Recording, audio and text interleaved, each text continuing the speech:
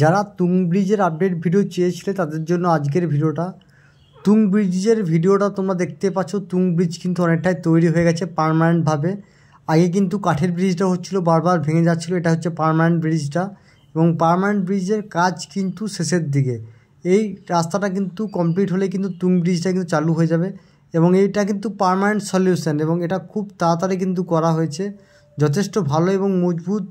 তোমরা আগে দেখেছো মাঙ্গান থেকে বেরিয়ে তুং ব্রিজটা কিন্তু ভেঙে গেছিলো এবং নিচে একটা কাঠের ব্রিজ করা হচ্ছিলো, এবং কাঠের ব্রিজটা কিন্তু বারবার ভাঙছিল, যেটা নিচের নদীর নিচের দিয়ে পেরোচ্ছিলো সেই ব্রিজটা কিন্তু বারবার ভাঙছিল।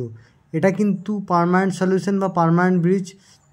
আশা করছি খুব তাড়াতাড়ি কিন্তু এটা চালু হয়ে যাবে।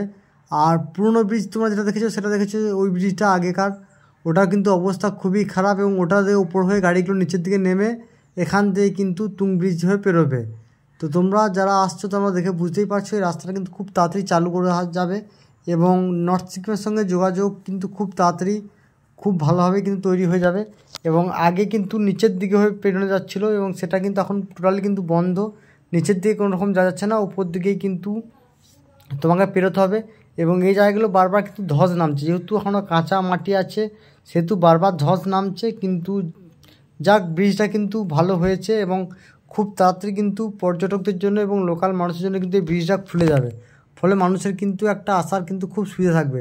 যারা নর্থ সিকিম আসতে চাইছিলে তারা কিন্তু নর্থ সিকিম আসতে পারবে, বিশেষ করে লাচুং এবং লাচেন কিন্তু খুলে গেলে কিন্তু নর্থ সিকিম অনেকটাই স্বাভাবিক হবে। এবং এই ব্রিজটা তোমরা দেখেই বুঝতে পারছো ব্রিজটা কিন্তু খুবই মজবুত। হ্যাঁ, সিঙ্গেল ওয়ে ব্রিজ, মানে একদিকে যাওয়া, কোনো গাড়ি এলে কোনো গাড়ি যেতে পারবে না, সরু হয়েছে ব্রিজটা।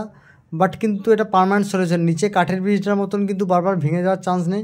এটা অনেকটা হাইট করে করা হয়েছে, এবং আগের ব্রিজটার অবস্থা কিন্তু খুবই খারাপ, আর এখন যেহেতু পাহাড়ের বৃষ্টি হচ্ছে, ওপর থেকে কত ঝর্ণা নামছে দেখতে পাচ্ছি, এবং এই ঝর্ণার জন্যই কিন্তু কাজ করতে প্রচুর সমস্যা হচ্ছে এবং কাজ করতে প্রচুর লেট হচ্ছে।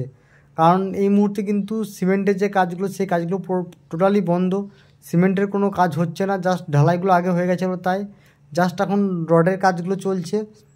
তো তোমরা যারা এখন ইনফরমেশন ভিডিও পেতে হয় চ্যানেলটাকে অবশ্যই সাবস্ক্রাইব করে রাখো এবং এরকম ইনফরমেশন ভিডিও দেখতে থাকো।